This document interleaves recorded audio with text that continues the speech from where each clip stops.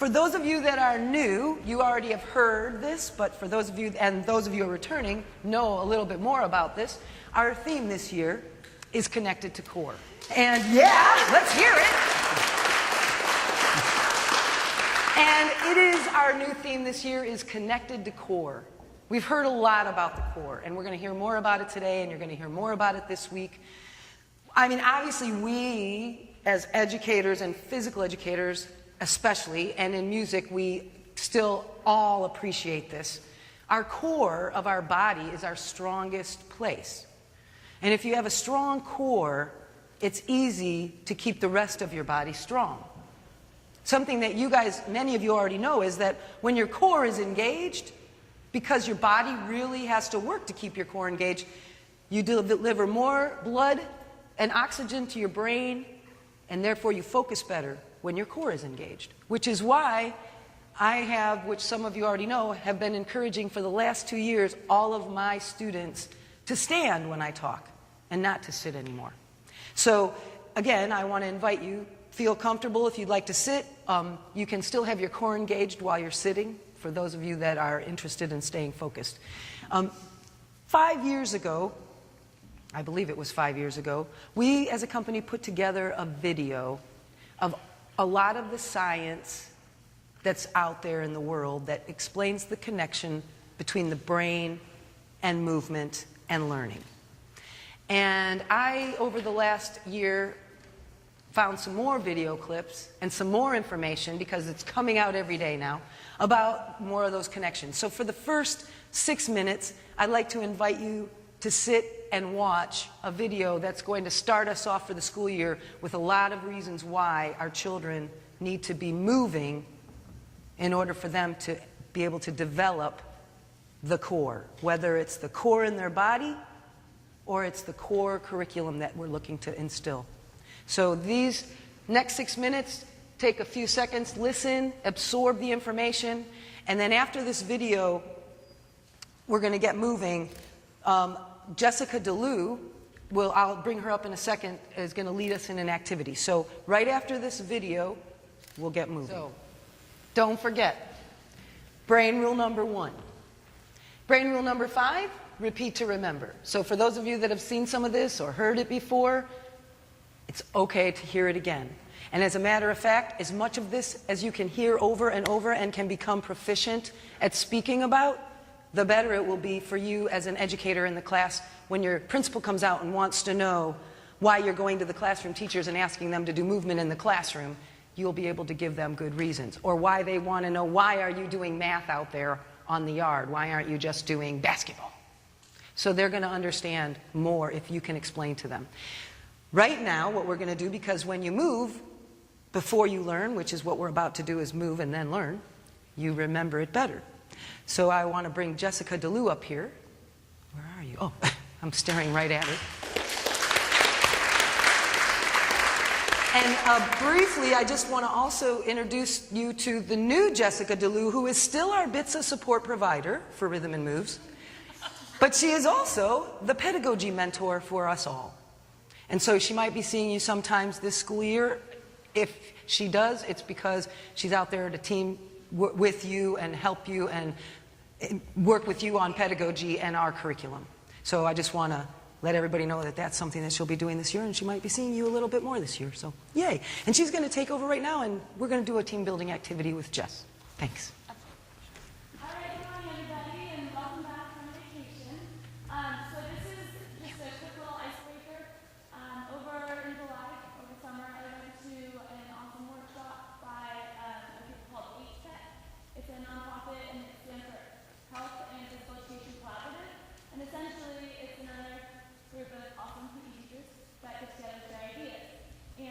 They did this activity as an icebreaker, and the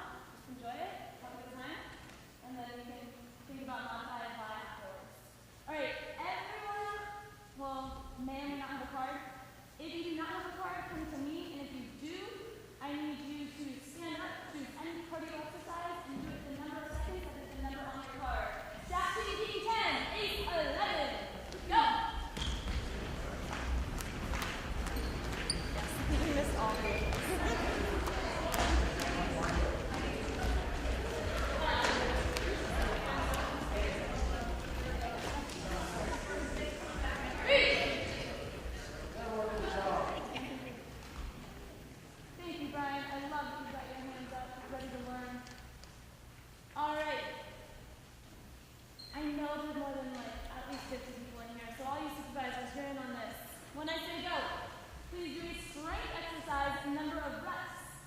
That is the number on your card. Go!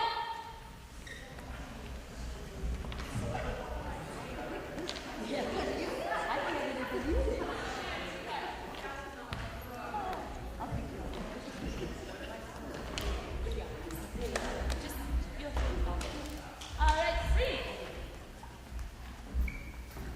Alright, this time when I say go, you are going to make a group of 4 using your card. The goal is to get 4 at a time. So you're going to walk around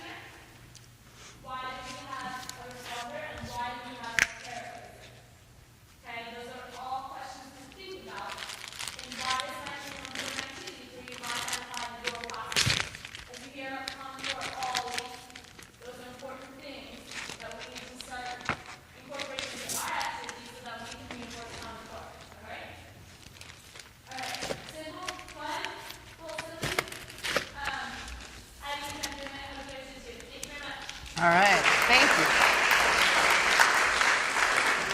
And I would like all of the backup cards on the table, and I will take the line backup cards.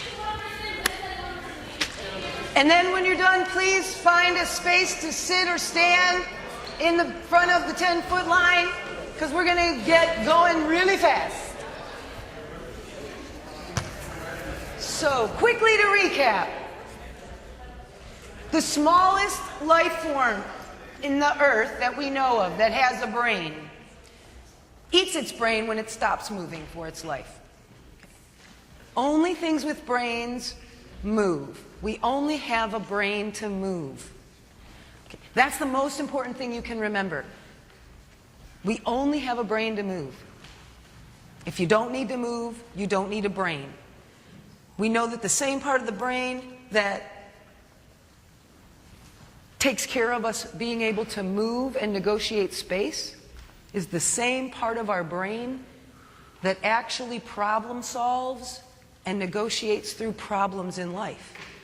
So if you're a good negotiator of space, you're probably going to be a good negotiator with problems.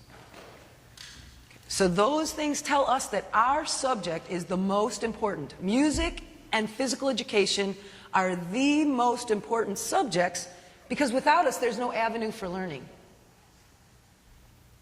Keep that in mind every day when you're teaching.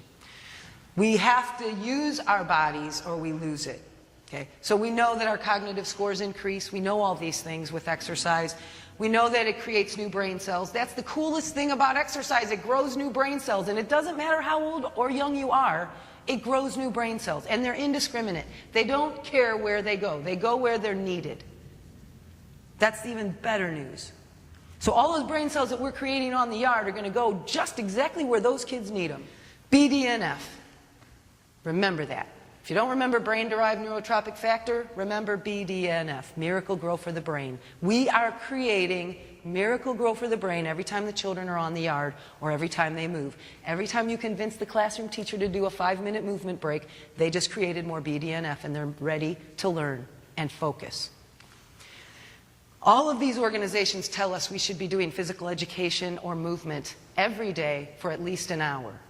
And our state is one of the only states, and in our state, we are the only subject to be mandated, and we are mandated to provide 200 minutes of movement every other week of physical education to elementary grades and 400 minutes of physical education every other week for junior high and high school. And that is a law in this state. So we are mandated. It's against the law not to have physical education for our children, at least 200 minutes every other week. So one of the things we have to do as physical educators is make sure our kids are getting that. And we don't give it to them because we aren't always in our schools that long. So one of the ways we're going to make sure they get those 200 minutes is by getting ourselves into the core curriculum and getting in the classroom and getting our classroom teachers to supplement some of that time because we need them to be getting what's mandated. Oh, we've been sitting around too long and standing, so let's do a brain break.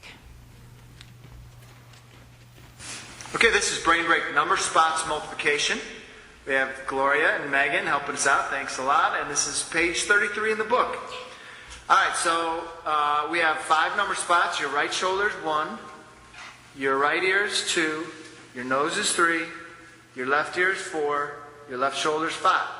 Okay, and so you're going to give a problem to your partner, and they're going to say it out loud, say the problem out loud, and then they're going to answer it. So Gloria, why don't you go ahead and give Megan the question? 1 times 4 equals 4. Okay, good. And now, Megan, you give the question. 5 times 2 equals 10. Okay, great. All right, so next, we're going to have, do back and forth with that a few times, and then go ahead and do 3 numbers. It's a little bit harder, okay? So, Gloria, once you give 3 numbers, Megan's going to read you. 2 times 3 times 4 equals 24. Nicely done. Okay, so that's good. Let's have everybody do brain break, number spots. Thanks, ladies. All right, get a partner and play the game with your partner.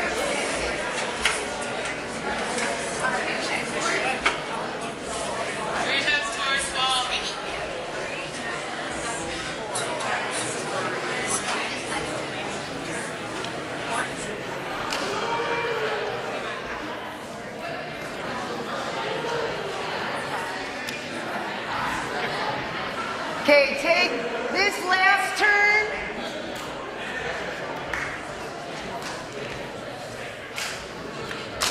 And then come on back here to the front, in front of the line, please. I don't want you so far, far away from me. As promised, we're going to talk a lot about the core. Now, one of the things about the core, I'm sure you're going to hear a lot. And I hope that some of you did have a chance to do a little bit of reading about the Common Core and what it is. The first thing I want to make sure everybody understands is it is not a federal government program. It is a program that has been created by a private group of people, educators mostly, thankfully, that have created what they feel are Common Core standards for every child in the United States to follow. It is not required that every state use the Common Core standards. The reason that a lot of states have opted to go to Common Core is because they wanted out of No Child Left Behind. And the only way to get out of No Child Left Behind was to come up with a equally rigorous set of standards that were evidence-based, that they could show that they were following. And that's always been there. But when the Common Core standards came about, schools were allowed to adopt the Common Core as a way to buy out of the No Child Left Behind. So that's why a lot of states went that direction. A few states are now opting out of Common Core because they've gone ahead and developed their own rigorous standards. So most states that are opting out of the Common Core have developed very similar, if not almost identical, standards to the Common Core. And that's why they still then can be opted out of No Child Left Behind. So to be clear, there is no government funding for that. However, there's government funding for being in compliance with a highly rigorous curriculum. And so that's why they're getting government funding, and that's why they do lose government funding if they say we don't want to use Common Core and we don't want to provide rigorous standards with evidence. Then they do lose funding. So when you hear people say, well, if we opt out of Common Core, we lose all our funding, it's only if they don't continue to hold up high standards for their kids. So anyway, that's a brief, quick synopsis. Common Core is basically two areas, literacy and math. If you obviously, you can read that yourself up there. They're meant for literacy and math because the belief is, at least by the people that have developed Common Core, that everything we do in life involves literacy and math. And it does, pretty much. And so if we can make sure that our children are competent in literacy and math, and one of the ways of doing that is by infusing it into all subjects. So every subject is expected, history, science, whatever subject you're teaching, math, reading, art, physical education, or music, you're expected to infuse the Common Core standards for literacy and math. Because, like I said, it's a part of our whole life. And so is physical education, which is why we, as a company, are going to work on as well getting movement into our classrooms. So the same part of the brain that you use to negotiate movement is the same part of the brain that helps you solve problems. And so while we are in our class, we have the opportunity to be very cognitive with our kids because they're moving and they're learning with rhythms. And in our music class, we do use a lot of, I believe we use a lot of ORF, and ORF is a very movement-based music program because we know we learn better with movement. All right. So one thing I want to be clear, whenever I start talking about us infusing the core standards into our lessons, I'm not talking about you teaching the core standards. I'm not asking you to go find out what new concept or standard they're supposed to be working on and introducing it. What I'm talking about is us taking things that the classroom teachers are working on, concepts that they've already introduced, and in our part ones and in our part threes, we'll infuse those core concepts. And I'll show you how I do it. And then we'll all have a chance to practice.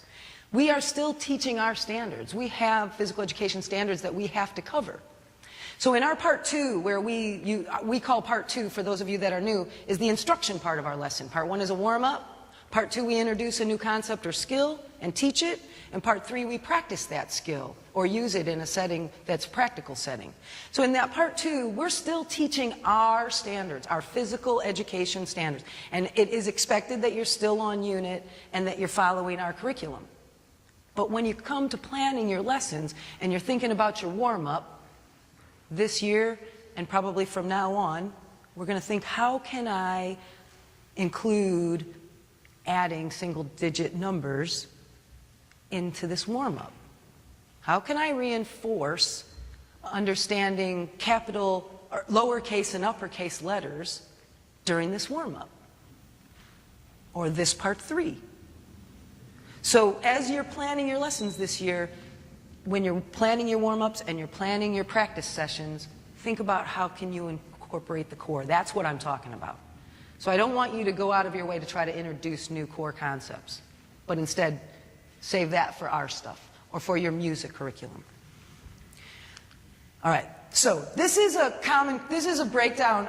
Eventually on our website, and eventually meaning in the next week, you're going to be able to see all of the Common Core math and Common Core literacy standards unpacked like this in PDF form. So any standard that you're curious about or want to look it up more and understand it more, you'll be able to open those PDFs. This is the standard that says that second graders will fluently add and subtract within 20 using mental strategies, and that they will be able to, by the end of second grade, know from memory all sums of one-digit numbers, meaning 1 plus 2, or 1 plus 9, or 3 plus 7. Adding 2 one-digit numbers from memory. So the first activity I wanted to work on was with this standard. Now you all were asked if it was at all possible to bring your iPad, iPhone, PDA device, your tablet, whatever you use, your Samsung, and have downloaded the Common Core Standard app. It's really cool, yeah? And if you did, in a few minutes, you're going to use that.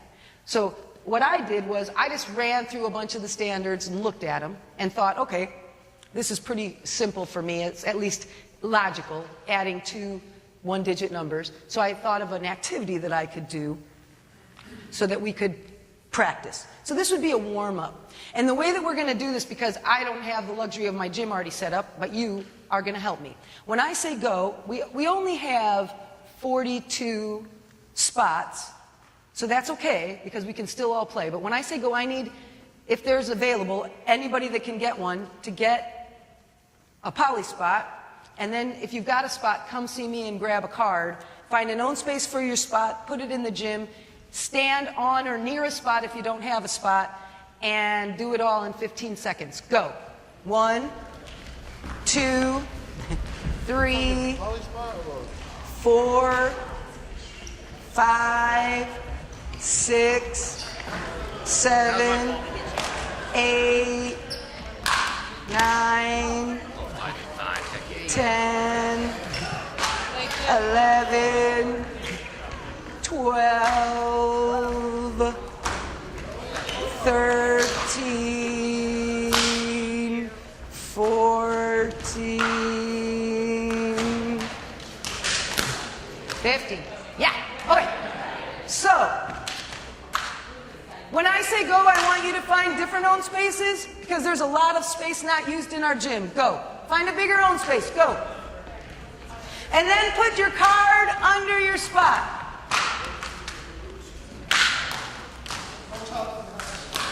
That's right. Awesome.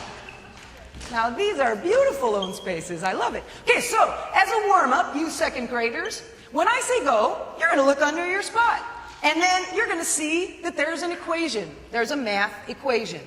I want you to add the 2 numbers under your spot and then touch with your foot that many spots.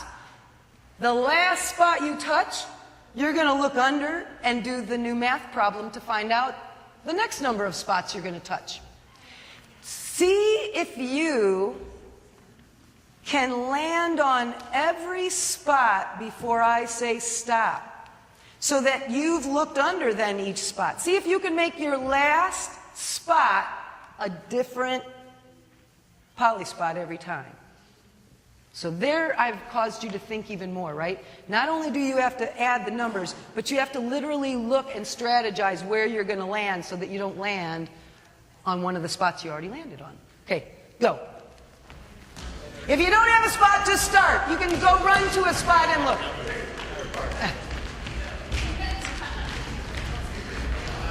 And if I wanted to practice locomotor moves, I'd yell, freeze.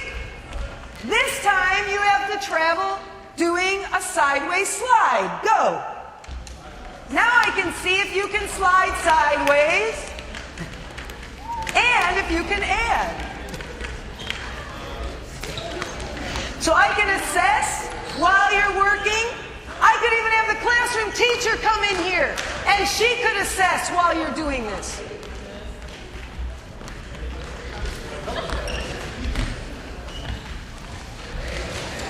And freeze.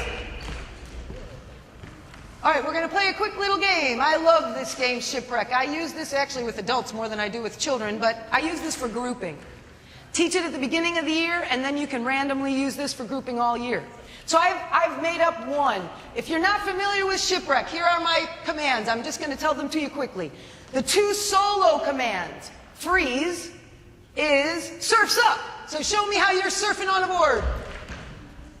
And then my two commands for going side to side in the room are ocean and shore. Since our arrows are pointing that way, shore is over there, ocean is here. Shore! Surf's up! Ocean! Surf's up!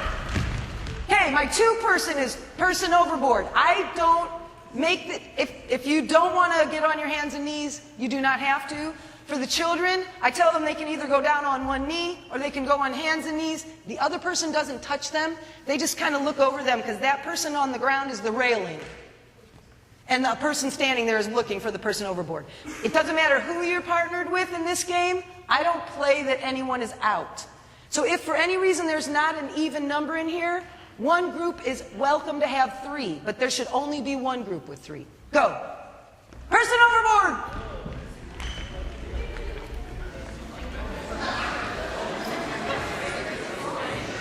Ocean!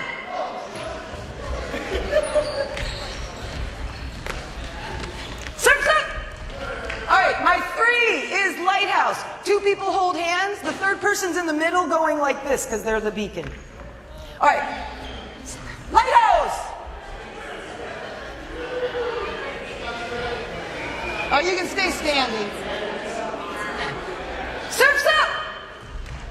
Okay, my number 4 is called all hands on deck. Either use right arms or left arms, and you all grab the wrist of the person next to you so that all 4 of you are grabbing each other's wrist, and it makes a square like that. Go. All hands on deck, 4 people. Just right arm. You only need one arm, just right arms. Or you can do just left, but...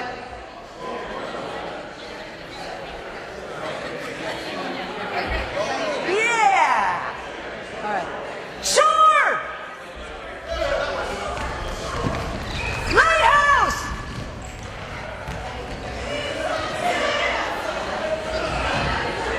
Surf's up! All right.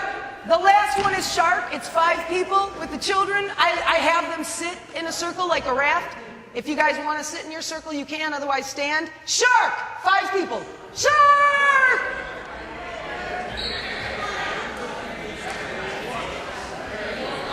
Lighthouse!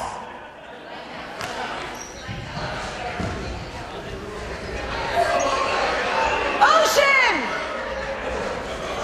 Person overboard! Shark!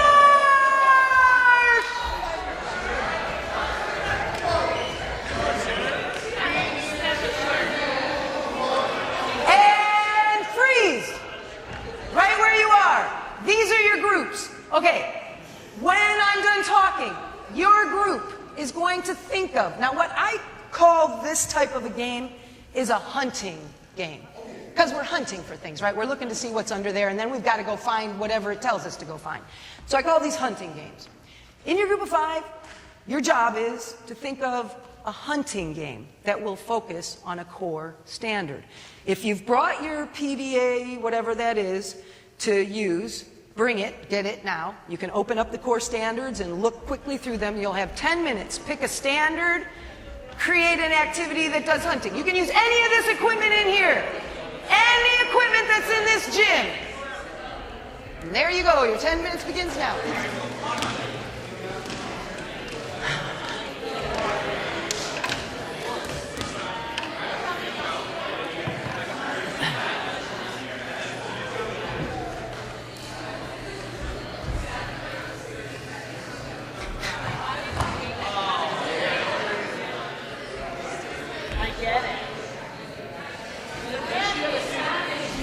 Serious? Where's my timer?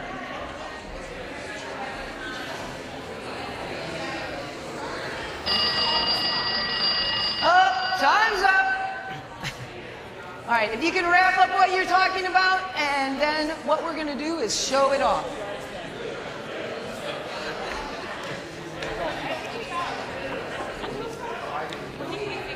Yay. Don't call on us. All right. Okay, what I'd like you to do is you're going to show or tell us how to play your game. I don't think we have time, which the dream world would be that you all set up your activity and we all try it. Then we'd even find out if it worked. But it's not, we don't have that much time. So instead, I'm just going to ask that you explain your activity to the other groups. If your group wants to quickly play it to show how it works, you're welcome to do that. So what I'd like is everybody to stand on this side of the volleyball court. This is the white line, so that we have enough room in here for the group presenting.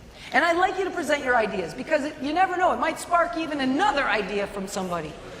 And at this point, right now, we could potentially have 8 different hunting activities based on the Common Core standards. Woohoo! 8 activities already made for you. So, which group would like to go first? Oh, wow, nice. I got Craig's group's going to come out and go first. Okay. All right, you need to listen because they don't have mics. If you'd like a mic, I have a mic. Yeah. Okay, so we are second grade operations and operation taking. Determine whether a group of objects has an odd or even number of members. For example, a joint object for counting them by 2s, write an equation to express an even number as a sum of 2 equal atoms. So we're focusing more on the write an equation part. So you're going to have an odd person and an even number person in your group. So your group gets together. You say, you go find an odd number, you go find an even number, or whatever you decided. Sorry. Go. They're going to find a beanbag with an odd or even number on it. They're going to bring it back to the group. And then the third person is going to decide what they add up to. And then she's going to go find a beanbag with that number on it. Bring it back to the group. He's going to write out the equation. So we have a 2, we have a 3, and we decided it equals 5. He's writing the equation. And we'd be doing like 5 And jumping then jacks as a group. we decide, is it odd or even? It's odd, and then we all do 5 jumping jacks together. 1, Everybody 2, can join. 3, 4, 5. Okay.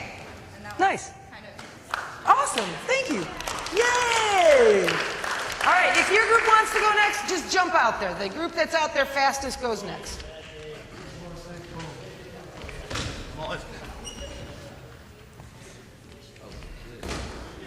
That was cool. Okay, so ours is number, operations, and basis of plan. Understand that the 3 digits of the 3-digit number represent amounts of hundreds, tens, and ones. So, like, we're going to be counting in hundreds. So, what our group is going to do is we're going to have one hunt, we're going to hunt, and you be in groups of 6. So, like, each group would have their own color. The way it sounds like. Anyway, so what we're going to do is everybody's going to go and take a turn. They're going to go and they're going to run and they're going to hunt. While they're hunting, somebody's going to call out, are you last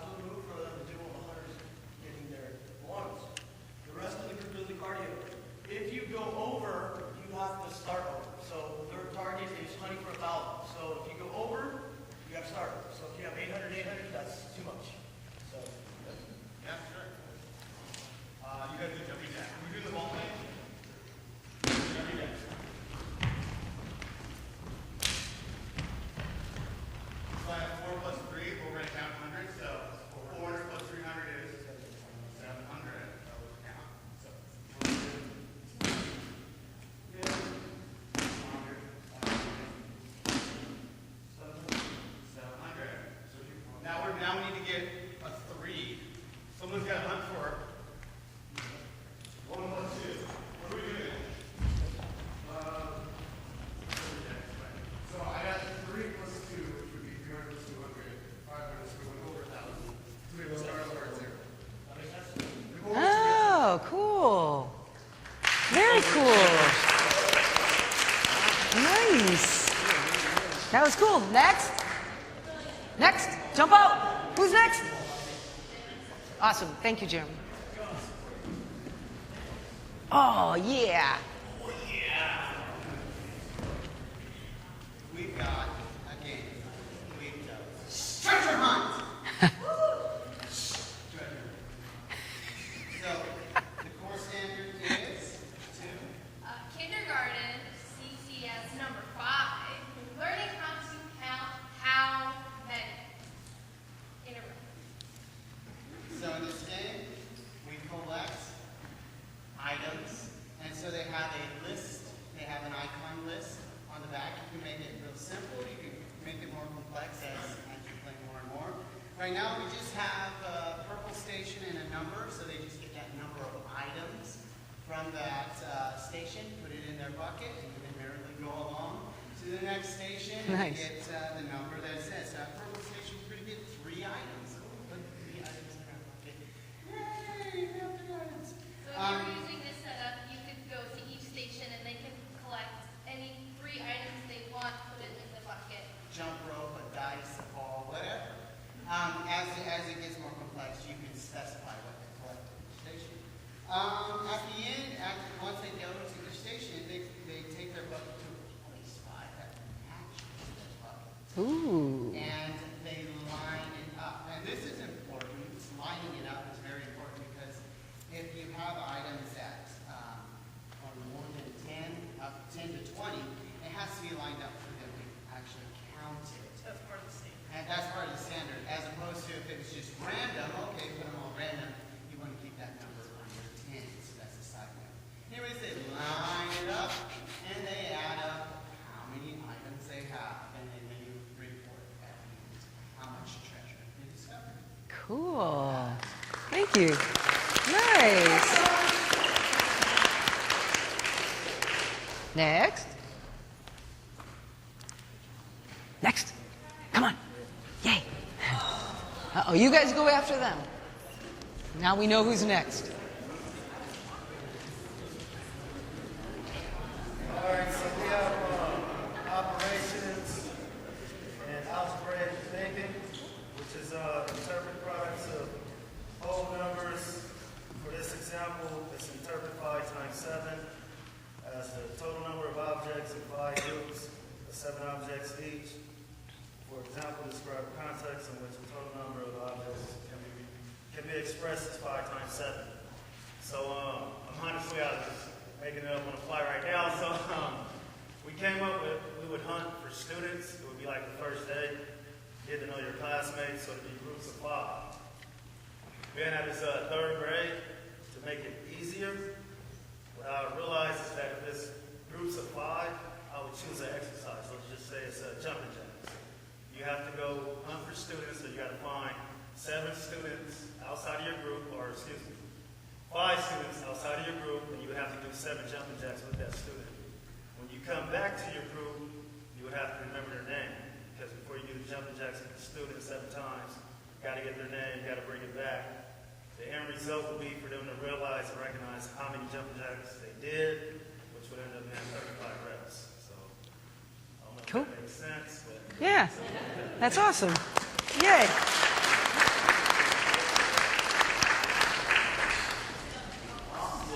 Yeah. Oh. You guys got to go faster. All right, we picked 3rd grade operations and algebraic thinking. Represent solve problems involving multiplication and division.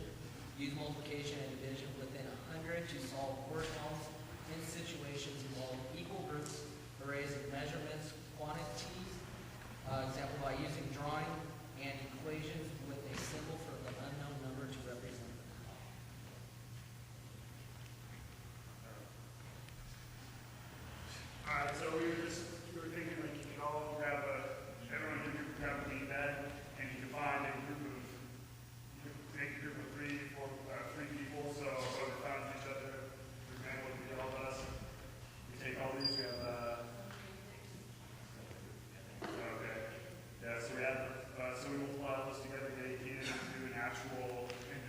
that number. Cool. I know they're all different colors, but you could start and say, okay, so whatever 3 people you meet with, whatever number you get, you have to do push-ups, you have to do jumping jacks, you have to do ski jumps, anything, whatever. And you could freeze them, say, okay, here's the activities, so that way they can mingle around, practice their multiplication, also do a bunch of cardiovascular or strength building activities. Cool. Yay. Thank you.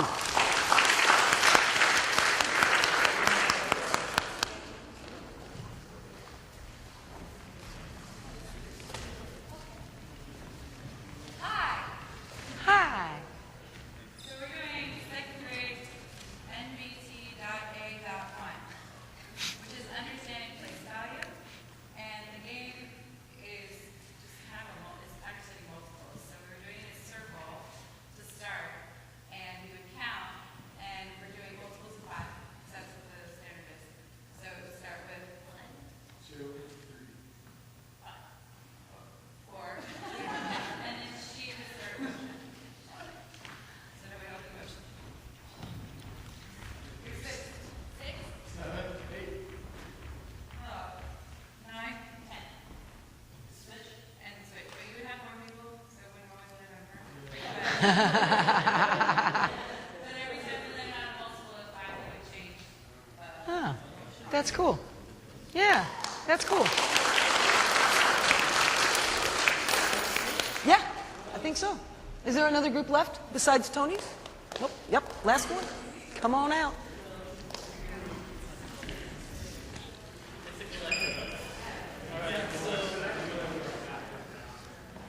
So our group is, our hunting game is called the Hunt for Red October, and October is symbol for 10.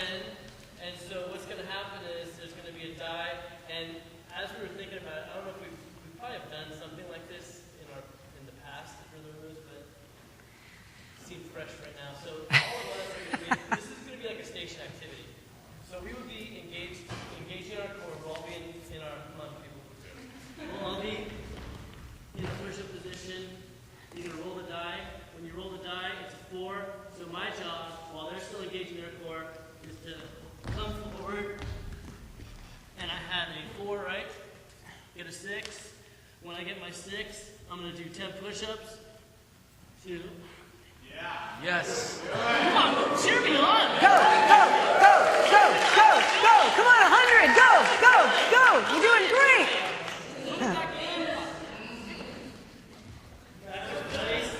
Huh? Pass it over to the next person. No, he's making 10. 2. And he's going to hit the combo. And I gotta make 8, so 5, 3, then 10 push-ups. Come on, more. Oh, you're cheating. Let's go, beat. Nice. Yeah, there they are. Yeah. All right. Yay, you guys are awesome. That was awesome. Thank you. And good push-ups too, Brian. All right, just quickly, because nobody really covered literature or literacy. One of the things, I work a lot with the preschool and kindergarten, so obviously many of my activities are more geared for them, but one of the things I've done with them, I make those laminated cards just by taking the word templates for labels, and you can get like a label that gives you 20 on a page, and then I can make those little cards and print them and then laminate the whole sheet. So what I did was I made 26 cards that are the alphabet in uppercase. And then I made a bazillion little cards. Like, I only have 12 in a class for preschool, so, you know, like you'd have to make enough for every kid, basically. But you make, say, up to 20 of each lowercase letter, and then whatever letters they were working on for that week, I'd put like 3 different ones out and spread all the lowercase ones out everywhere in the gym, and they just had to travel, get the lowercase letter, and match it, and put it in the hoop of the uppercase, and I just spread the letters inside the space. So they were just all moving. And you can see these activities are really just for movement's sake, and cognitive, obviously. But we're trying to get our children and ourselves to move an hour a day minimum. Our bodies should be physically moving for a collective hour a day, minimum. Those few minutes, those 10 minutes of traveling and looking the number and just running to the next spot, that's moving. So there's 10 minutes of the 60 during that day that they have covered. So even if all you're technically doing is warming up the large muscles and traveling around space and thinking, that's okay. Because you're covering a lot of things that we need to cover just in those 10 minutes. The next thing we're going to go on to is our brain breaks. Now, I wanted to spend time with you guys creating one, so we're going to. And instead of me showing you the whole one, but what I do is I go online and I find videos and then I import them into my computer because a lot of times I can't get online at school because they block you from being able to access certain things. So I'll download the video and have it on my computer for use, or an SD card or whatever. This video I'm about to show you, I just downloaded. We're going to try it for a few seconds just because it's fun, and you could actually give it to your classroom teachers to use. But then when we're finished with this, we're going to work on creating some classroom 1 to 5 minute movement breaks and things that we can give our classroom teachers. So come on out into the gym and find an own space. Make sure you can see the screen.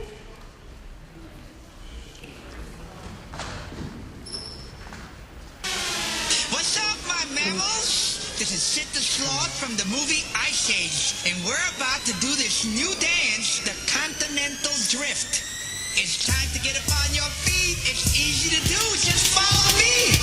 Move it out to the Sid. Take it back into the Sid. Step left, then drift. Step right, and then drift.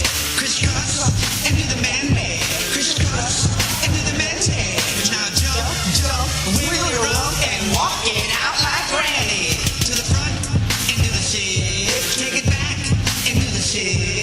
Step left, then drift. Step right, and then drift. Crisscross, into the man-made. Crisscross, into the man-made. Now jump, jump, shake your rump, and walk it out like granny. Move it So up. it's just a four-wall dance. Take it back. Just fun. Oh yeah. Step left. All my mammals in the house. Do it with me, baby. Crisscross. Oh, here we go.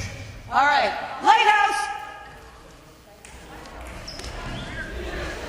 All hands on deck. 4, group of 4, right arms. Person overboard. Ocean. Shore. All hands on deck.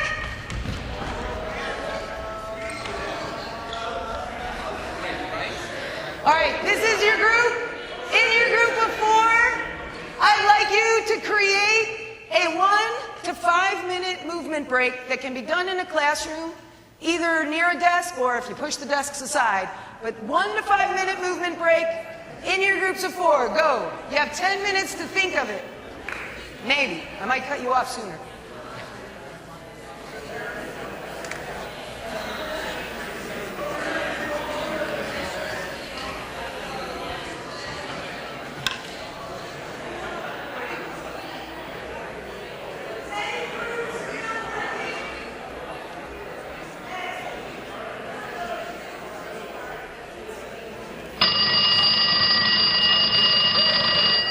Time's up. All right. Let's move back over to this side. Oh wait, I'm sorry, I misspoke. Step back behind the 10-foot line. The groups presenting can come up here so that we can do it with you. Because there's no reason we can't at least try some of these things. All right, so first group. Who wants to show? Oh, come on. Thank you. Thank you. The faster we move, we can get to the next activity. And we don't want to stand around.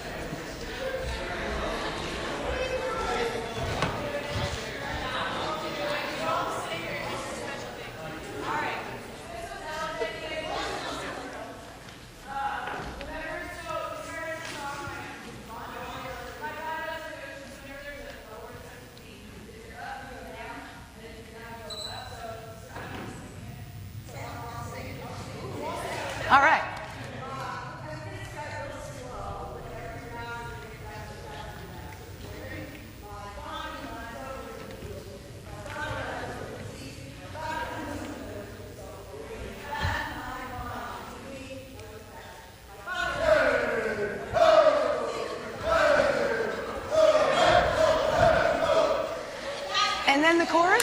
Bring back my body.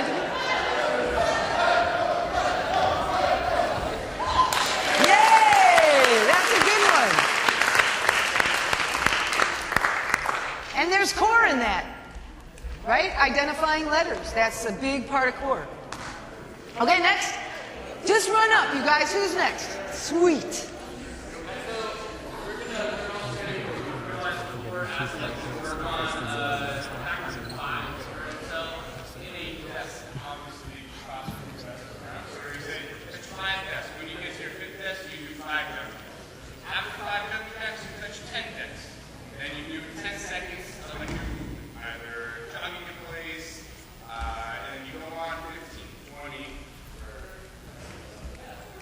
Cool.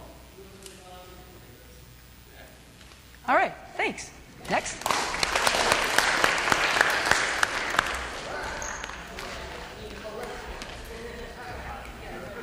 Okay, this one is to help students with geography and swimming.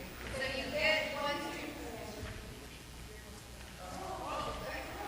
So you get one student to come up to the class and present the teacher an already has a date on the board. We put it across and make it easy. Okay, so Kimberly is going to be trying to guess the state based on what the other students are doing as far as movement. So she's going to shout out state, could be anything, and then she needs to go over to north. The students in the classroom are going to know what the heck. If she needs to go over to south, they're going to slot. And if she needs to go further, it's going to be based on what's doing that for us. So if she needs to go further east, then she's going to decide on. If she needs to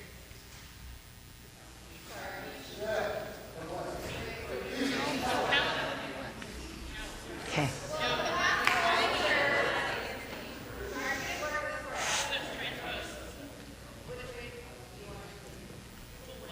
Okay, so if she needs to go over to the west, then the students are going to go the direction of her west. And they're going to decide on east if she needs to go over to east. So if I said Nebraska, the class would tell me Oh. Well, isn't it south? Isn't part of California north of Nebraska? Yeah. Cool. The concept is there, and it's awesome. Thank you. I like it. You might have to do it in small groups. That's all.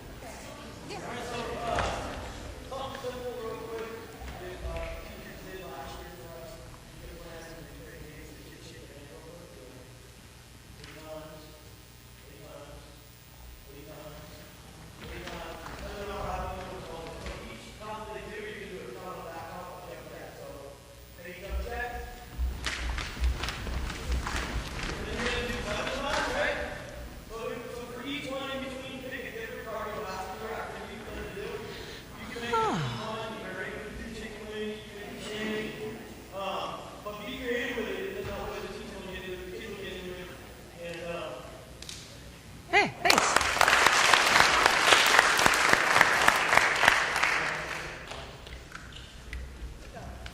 Alright, so we were thinking that we didn't have fun and get creative with the original one we had up front here. What we thought about is how we can stand up, how to put that in your cards, you have a desk, if there's sitting desk ones, or however you can talk to someone, say, hey, pick a card, then they pick like a two, you can say two shoes. 3 knees, 4 floor, 2 plank. Okay? And so, like I said, we've only made up a few, we have to really try to figure out how so it's gonna be Oh, cool. we'll let you guys get creative with that. And then you can also, addition, subtraction, things like that, like, okay, just did. Yes, so the teacher like yelled out 7 times 5. And then you just show the answer to that. So 7 times 5. Two shoes.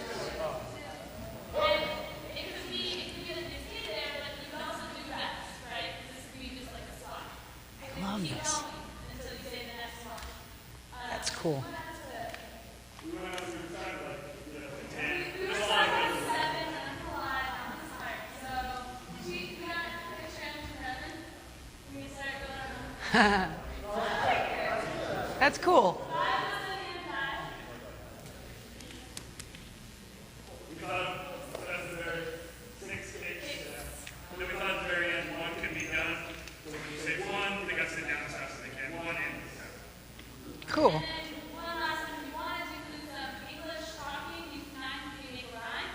So with partner, you have to start a sentence. I have a dog.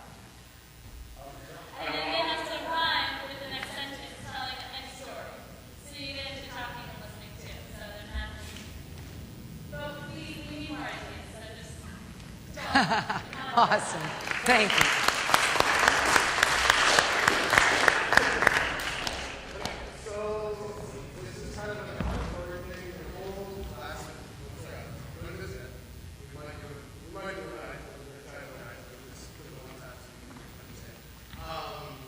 Everybody would do the same activity that is a sound. So, for example, your eyes are all closed, and then we'll go to somebody else and they have to do a different action that makes a different sound. So, if your eyes are all closed, you start hearing.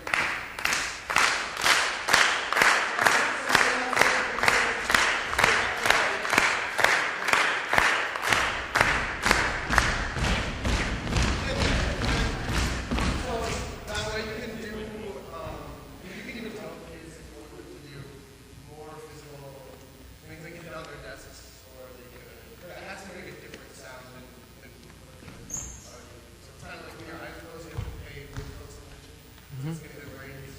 Yeah, it's cool. Okay. We'll start with patting our laps. Everybody close their eyes.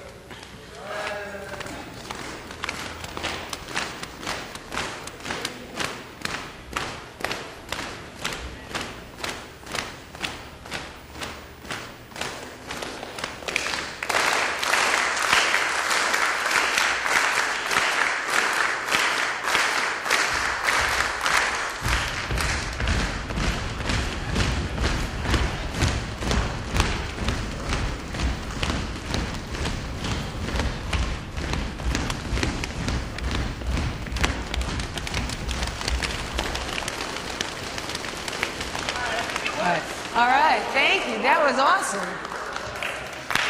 That was cool. All right, next.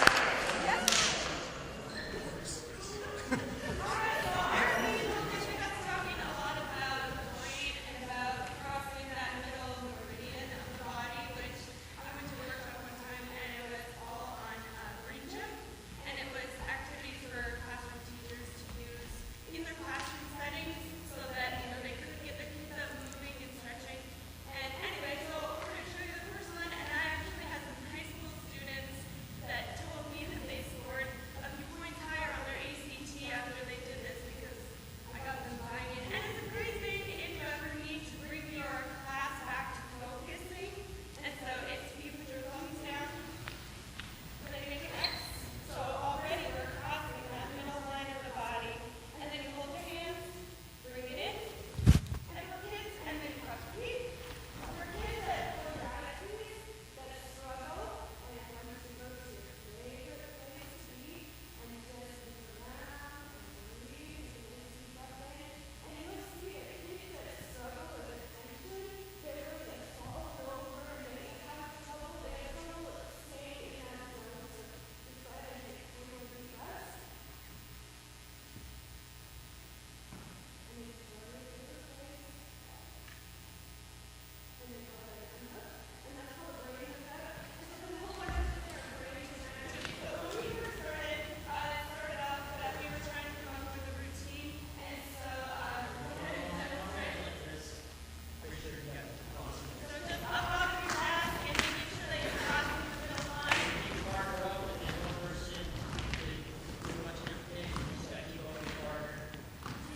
And then we talked about even mirroring, having a partner and mirroring what they're doing. Just for fun, adding that fun element in. And then what was the thing with the hands and moving? And then you bring it in and then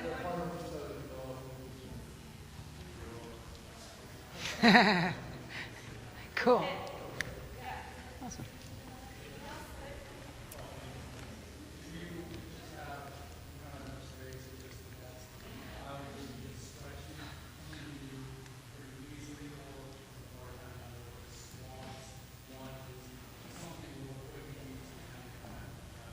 Yeah, all right. Thank you. Yay.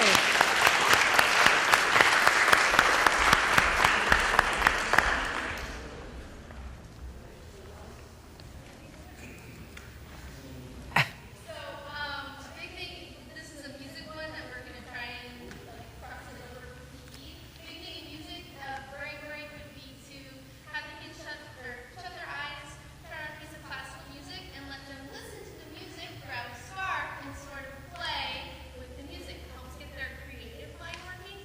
Obviously, you guys don't get scarves like we do, so you can get them to use these flags and let the flags sort of help them represent what they hear with their bodies. I also really like this activity because it involves no sound from the kids' mouths, which is nice. And then, tiptoe, they can fly, they can swim like a fish. So whatever music you put on, they turn their mouths off and they let their minds sort of help them create whatever music is, thinking. So what we did was we specifically chose a piece called Aquarium from the big piece called Carnival Animals. And then we thought, well, what if you're in kindergarten or you're in first grade and you just read the Rainbow Fish in class and you're bored because you're just got finished with Rainbow Fish, and now you want to move like Rainbow Fish. So we could become a fish with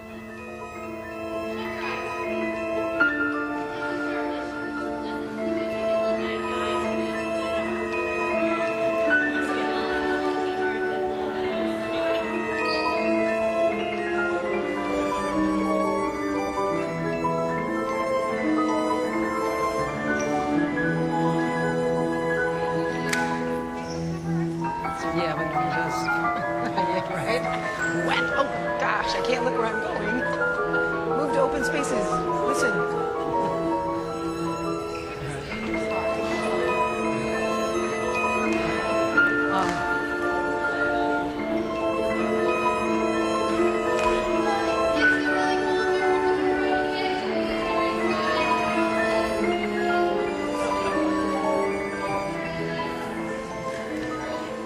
All right. Yay. Is there another group? No? All right. Well, I want to quickly run through the rest of this. So, sadly, there's one activity we're going to skip, but I still want to get through the things that I have for you because I want to make sure that we can leave here in the next 10 minutes.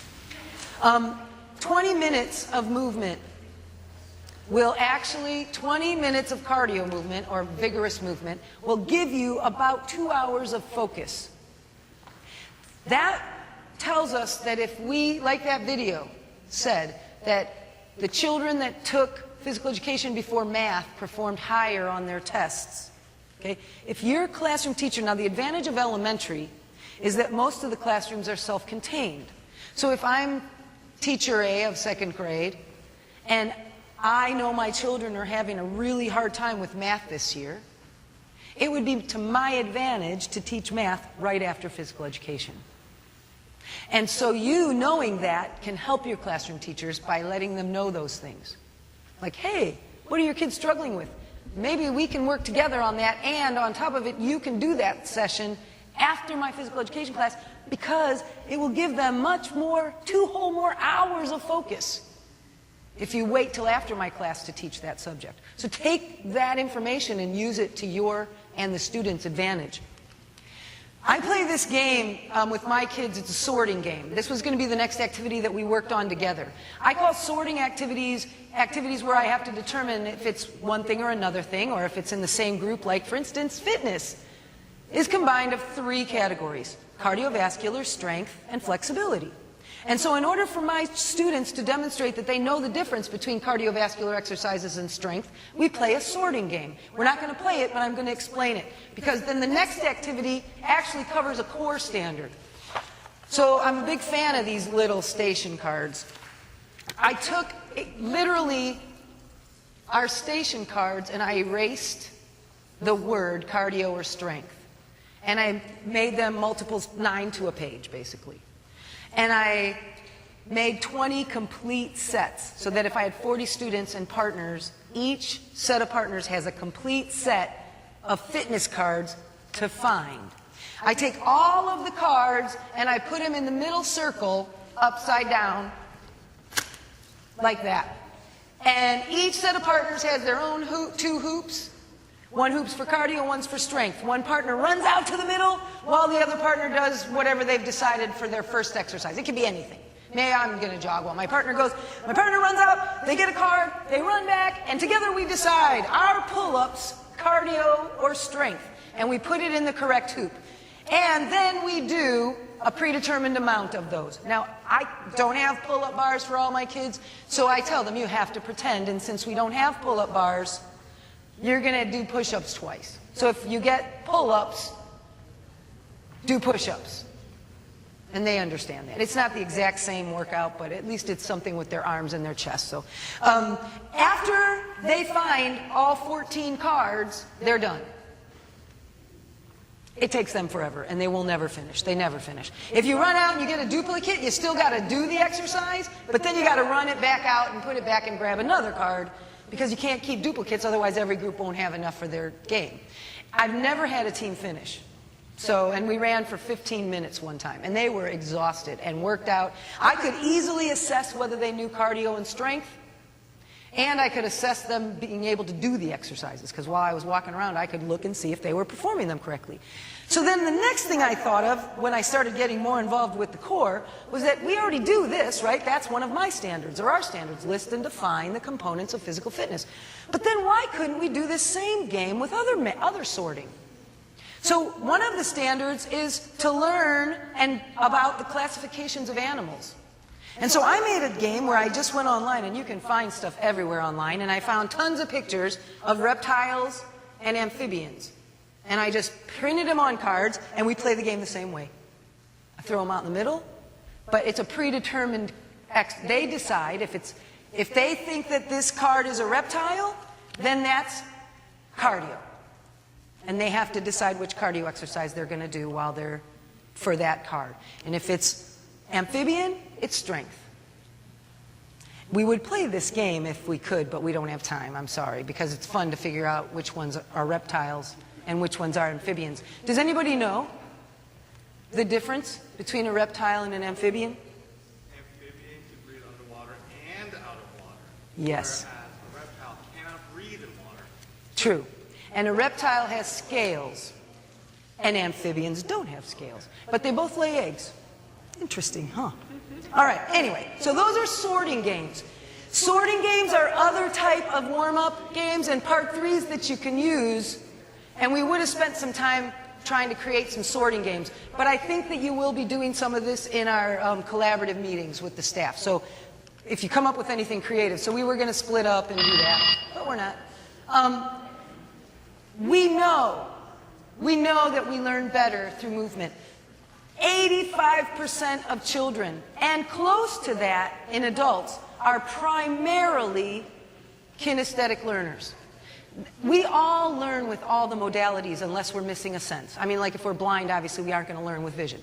But assuming we have all of our senses, we learn with all of them. But most of us have a primary modality. My primary, surprisingly to me, is actually visual. And I thought it was primary would have been body or kinesthetic, but it's not. So we all have a primary way that we like to take in information better than the other. 85% of children are kinesthetic. We should be taking advantage of that, right? They learn by moving their bodies. And we already know we learn by moving our bodies anyway. Everybody does. So we should be taking advantage of our children's capabilities in our class especially to start reinforcing cognitive concepts. Yeah. This was another game that I love to do, and why I had the dice out, because you all get dice in your kit. In all your blue boxes, you get a set of small, regular dice. With 20-sided dice, I think there's a 10-sided and a 3-sided and a 4-sided. There's all sorts of different dice. I just randomly started using foam dice because I had gotten a set of those 12-sided with the locomotor moves. So I just put numbers on them. You all get the bag with the game, the Scholastics game. That's where my square dice came from, the Scholastics game. And in this particular case, they need to be able to multiply and divide fluently. So I just picked the number. We're multiplying by 7 today. Maybe that's what they're working on in class, multiplication by 7s. So today, you're multiplying the 12-sided dice by 7. That's going to tell you how many. And the 6-sided dice would have told you what station to go to. So you can see I have the numbers on that side, and when you get to the 1, if you rolled a 1, you look on the other side, and it tells you the exercise to do. And then your team does how many ever of those exercises it is from the number you rolled times 7. So that's another way of introducing math and still working on our fitness stuff. Action punctuation was a Gene Blades Madigan thing. It's really cool. Can you flip to the next slide for me? I'm going to let you just try it really quick with a partner. What you're supposed to do is when you come to a capital letter like M for my, before you say the word, you have to jump and say, go, my, and then you would, if you come to a period, you would put your fist on your nose and say, whoa. So go ahead and get a partner right now. Look at those, and each take a sentence and try it. Try physically doing your punctuation.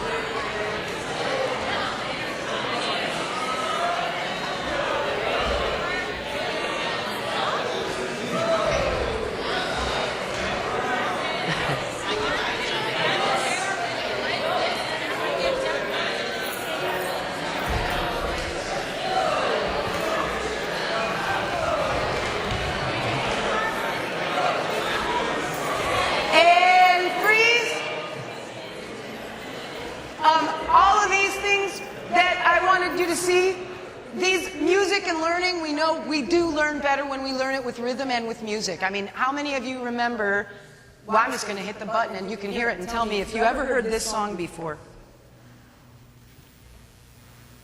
I love the alphabet. Don't you love the alphabet too?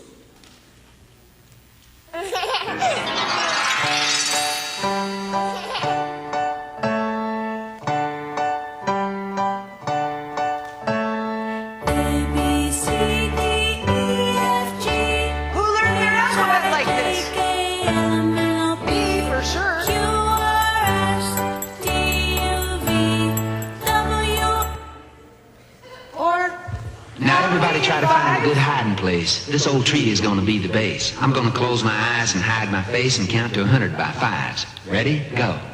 5, 10, 15, 20, 25, 30, 35, 40, 45, 50, 55, 60, 65, remember that? Schoolhouse Rock? 90, 95, 100. How many of you learned what a bill was from Schoolhouse Rock with a song or counting by 5? Who's not ready? Holler out. Music helps you remember. All right. When you learn with music, you remember better. When you learn with rhythm. That's why things like layups, you do a much better layup once you get the rhythm of it. Because your body remembers that rhythm. So there's a lot of contributions and reasons that we use music, not only in obviously our music classes, but in our physical education classes.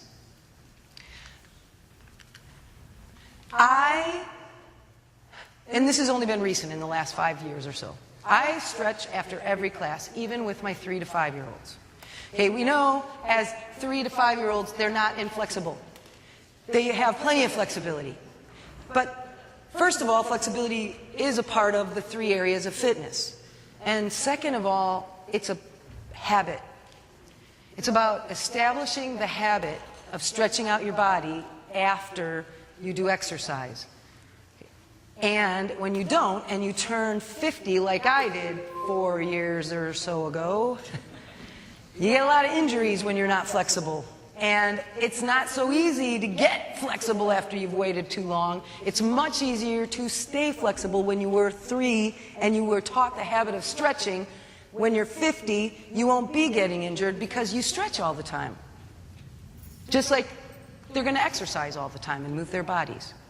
Today is 1,294 cardiovascular workouts without missing a day. So every kid, hopefully we're lucky, will be inspired to move because they love to move, and to stretch because it's important to stay healthy. So after every lesson, it's my expectation that you are giving your children purposeful time to stretch. And that might just be one stretch because that's all you have left for, but you have given them purposeful time so that you are teaching them the habit. And since we all moved a little bit today, before I let you go, how about if we at least just do one stretch together? Sit down, put your legs out straight, put your hamstrings on the ground. I teach my children the names of the muscles even at age 3 so that when I'm teaching them stretching, then I can say things like, when you do this stretch, you want your hamstrings to stay on the ground. If they're focusing on that, they won't bend their knees. So keep your hamstrings on the ground, and if you can't reach your toes, that's okay. Then reach as far as you can where you feel it pulling. You should feel it pulling. But if you feel nothing, guess what? You're doing nothing. Surprise! But if it hurts, you're stretching too far.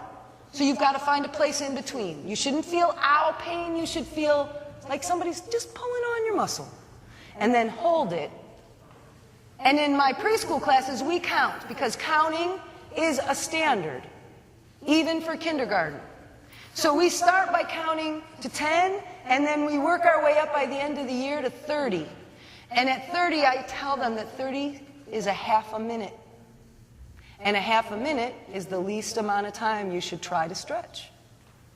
So that way I can teach them by the end of the year what a proper length of time for the stretch is, and they can start equating our counting to minutes and seconds. Easy. All right. Thank you. I know that you aren't dismissed from here yet because I think that Claire and Jess want to talk to people. And I want to thank you all for your attention. And one last thing. Oh my gosh, I can't believe I almost forgot. One of the most important things. Sorry, Claire. I'm not going to let this video play, but I want to... All right. What I do want to do is quickly talk to you about the connected decor, our whole philosophy. I talked to everybody that was with us last year very briefly at the end of the year. Our goal as a company this year is to connect to the classrooms. Every one of you is going to get, among other things, a bag that contains, I believe, 30 of these bands. They say Rhythm and Moves on one side and C2C on the other side. They're here so that we can create awareness. And every time you work with a classroom teacher and you incorporate something from their core curriculum into your lessons for them or with them, I want you to give them a band. And you can explain to them how we are trying to become connected to the core and how important we are to the core and how important it is that we all work together. Your job this year, among obviously a lot of other things, is to each unit pick one classroom teacher. Now, some of you have 30 different classroom teachers you work with. I just want you to pick one to work with and to talk with before the unit starts and to say, hey, I'm focusing on the core curriculum with you this year. Is there anything you're going to be working on this month that I can incorporate into my class with your children? And they're going to give you something. And then I'd like you to take that and figure out, how am I going to, for this month, incorporate that core concept into my warm-ups or my part 3s. You don't have to teach it, just reinforce it. By the end of the school year, you'll have worked with at least 9, and some of you 10 different teachers.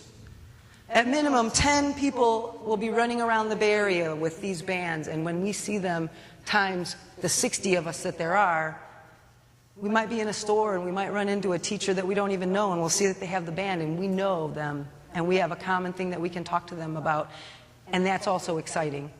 But the other thing is that we'll have affected 600 classroom educators by the end of this year if we all take on that task of one a month, just one teacher a month. I feel like the almond company now. Just one a day, one package of almonds. And I'm asking you to make that commitment because, one, we know that we can't teach the children if they're not physically fit and able. And it's also our job to show the children that they're learning in our class as well, that we are a part of the core, that without all of the teachers, they don't learn as well. But with all of us working together, we create an amazing student and an amazing human being. So that's our goal this year, to work with our classroom teachers, to get involved in the core, do as much as we can to integrate, because next year, our goal is going to be reversed. Our goal is going to be to see how many classroom teachers we can get to keep their kids moving while we're not there and while they're in the classroom. So we've got a big project ahead, and you guys are awesome. So talk to your teachers and get involved with your teachers, and you guys rock. And thank you. Thank you for letting me cut you off.